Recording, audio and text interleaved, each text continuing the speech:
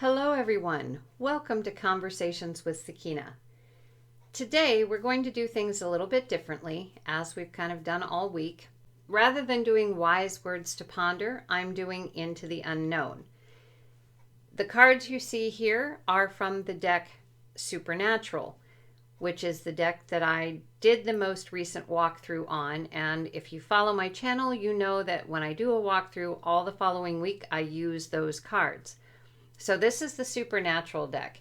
And Sakeina urged me, instead of doing a wise words to ponder with this deck, to utilize my old website, Night Watchman Chronicles, and the paranormal stories that were sent in to me between 2004 and 2017 when I had that website. So I am going to read you a story, which I also read to Sakeina, and thus she threw out cards for us after hearing that story. I'm going to read you that story, and then we'll come back and see what cards she's given and her take on this particular story. So the story is called The Tidy Ghost, and it was sent to me by B.B. I was asked to help decorate a house not far from where I lived. It was a 2 up and 2 down in a street in a town. I am sure you know the type, stables for the working families of the 19th century. The house had belonged to the grandparents of my then good friend, AJ. It was on one of those miserable Manchester rainy days when we pulled up in front of the house, and believe me, there was a fair bit of face pulling going on because of it. We unloaded the stuff from the van and got inside the house out of the rain. I had expected the house to be empty and was really surprised to find antique furnishings and belongings. In fact, if it had not been for the dust sheets and the dusky smell, it seemed to me as if someone had just popped out for a moment and was due to come back.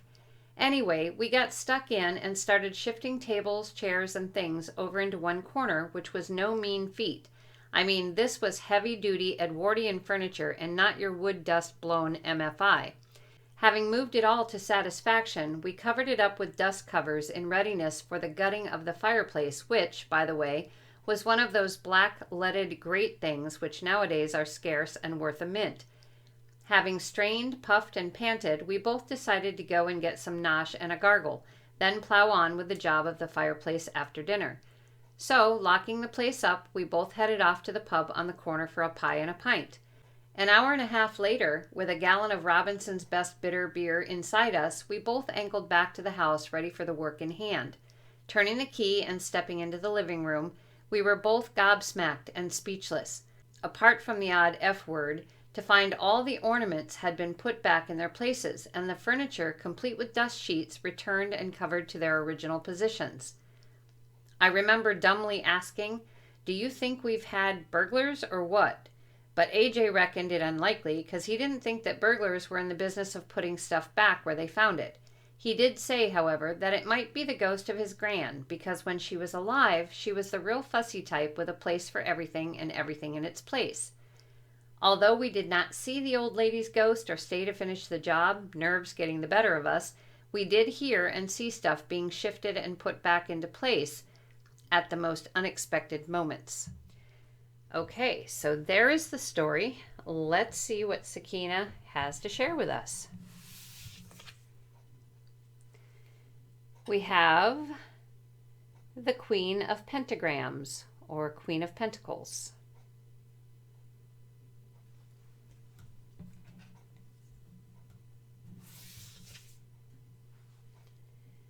We have the Tower.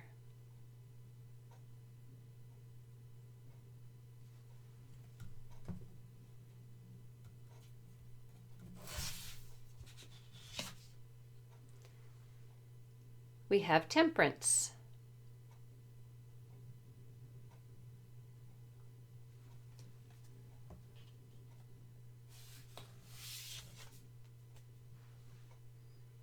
We have the Page of Blades, or Page of Swords. So with the Queen of Pentagrams, or Queen of Pentacles, Sakeina is saying this is the woman that they were talking about, AJ's gran in the story. This is who she was when she was alive. She just really loved her home and really loved fine things, and no different in spirit.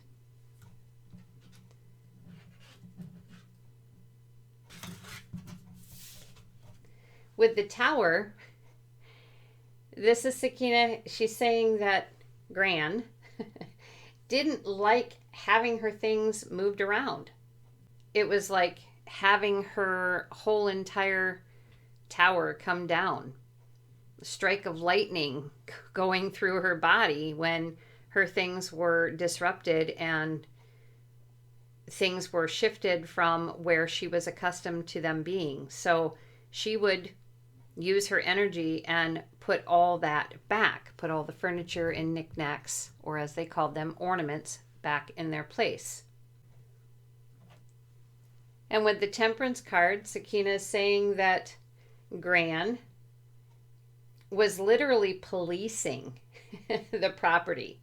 And apparently this moving around business has or had happened before. So she is literally, Sakeina said, policing the property. And when she puts things back into place, she's putting things back into balance for herself. She doesn't react or do any harm to the people who are doing the moving. She just uses her energy to put it all calmly back into place.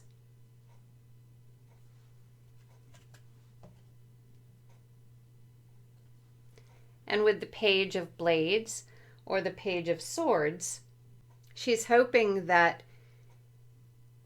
people will think twice, that they'll learn from what she's doing by putting things back, and think twice before moving them.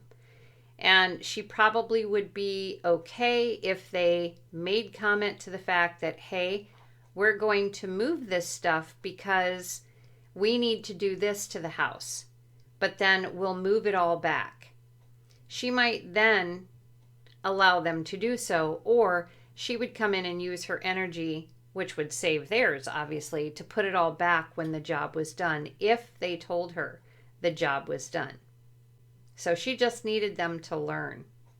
If they didn't learn and they didn't give her that respect, she would just keep undoing what they did.